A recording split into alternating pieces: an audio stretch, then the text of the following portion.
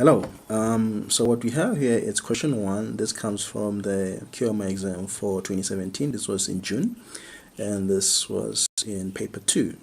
So we've got the expression x to the power 5 times x squared times x to the power minus 3, all divided by x to the power 0 times x to the power minus 3, and everything is inside brackets to the power minus 2. So the rule is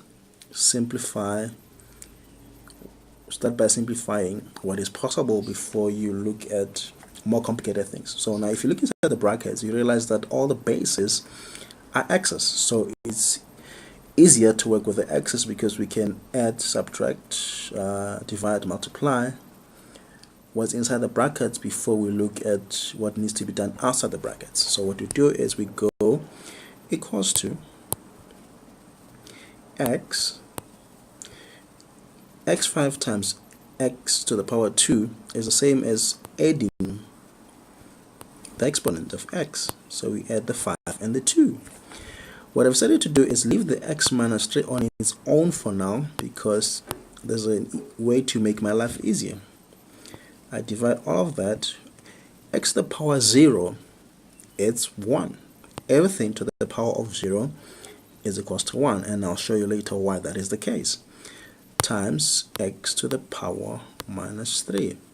Now what you realize is I've left x to the minus 3 on top and x to the minus 3 at the bottom because they can make my life easier without me having to add or subtract. So what I do is, if you look at it, this, because they're dividing, one is dividing the other, so this basically cancels out that. So we're left with 1 here, we're left with 1 there. So then what happens is that we are left with equals to x to the power of 7 inside the brackets to the power minus 2. Because the x to the power minus 3 cancels each other, the x to the 0 is equals to 1, therefore we're left with x to the power 7 inside the brackets. And then if we continue with that, multiply through, we got x, it becomes 7 times minus 2, which is minus 14. Now anything that is to the power negative is the same as flipping it over and saying it's 1 to the power of x to the power of 14. And that should be our answer. Going back to what I said earlier, I had said that let's use black. I'd said that anything to the power 0 is equals to 1. I'm just going to quickly show you why that is the case. Assume we've got, let's call it a to the power 0. Now this is the same as having a to the power k minus k.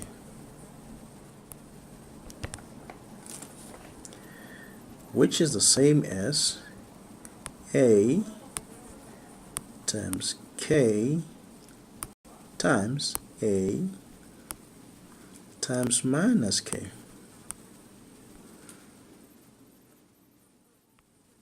Hope you see that.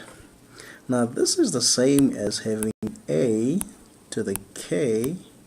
Remember what we said if anything has a power negative to it, we just flip it over, so it becomes 1a to the k and change the sign to be positive. Now what you see happens now is that a to the k cancels a to the k, and you're left with 1, which is why anything to the power of 0, like here, becomes 1. I hope you get that. Yeah, I think I've covered all the basics of working with exponents and powers. Remember, anything to the power of 0 is the same as 1. You can add exponents if the bases are the same. If you have the same variable on top as you have at the bottom, they cancel each other out, and that makes life easier. So always, if it's possible, start by simplifying the things in the brackets before you go out and do other things outside the brackets. Okay, thank you so much for your time. I hope that's helped.